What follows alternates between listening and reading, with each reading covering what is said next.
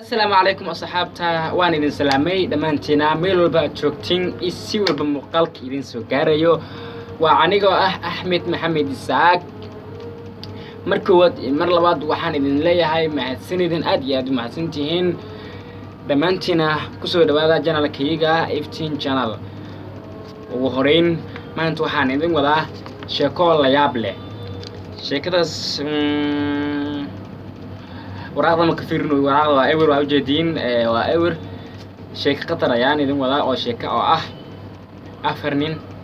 ayaa waxay isla dhinteen hal guri afartani marka saaxiibo ay ahaayeen afartani oo midba ma dhameystirneen oo mid ugu ahaa mid amool u ahaa midna jeeri ayuu ahaa midna gacanta bidixda waa aafa ay saam maleynayso ogtiin waa aafa gacanta bidixda qofka gocon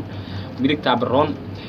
ayuu ka go'naa marka afartani guri ay isla lahaayeen gurigii ayaa waxa ka maqaneed korontadii marka waxa la soo gargaraacay gambaleelka ilada ayaa la soo gargaraacay marka afartaas nin qofkii furi lahaa ambi dadku wadada ku soo xirtaan marka sheekada waa awlku waa xirmaanyo mana su'aal laakiin anaa bay ka jawaabay fadlan fiirso waxa lagu leeyahay afar nin ayaa guri isla dhisteen afartan markay guri isla dhisteen adisa u jeedid afartan mid waa dhagool mid waa amoole mid waa jeeri midna gacanta bidixdan alu ilaasan yahay badan ma socon karo waa dib gacanta bidix qofka ay go'an tahay kulli qof muslim ah ilaahay kama gooyo marka adi ninkii irid markii la soo gargaraacay qof irid soo gargaraacay oo gambaleelka soo gargaraacayo mina irid ma ahan laakiin gambaleelka soo gargaraacayo waxa lagu leeyahay marka irid ma ahan adi fahan sheekada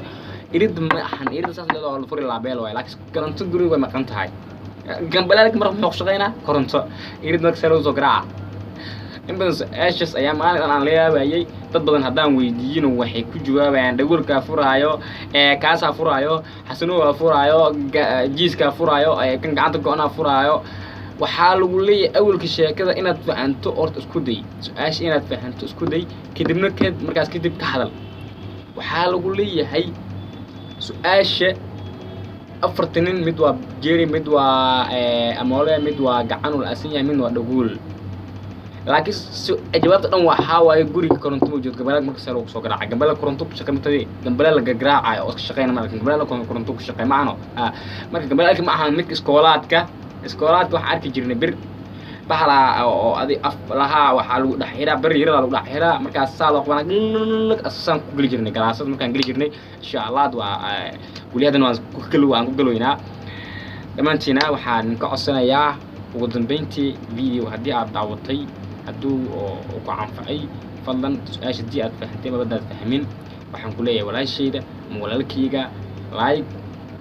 codsiga ugu weyn fadlan subscribe isaar haddaad ku cusub tahay channelkayga waa walaashayda walaalkayga dhammaantiin waan ku codsanayaa fadlan subscribe isaar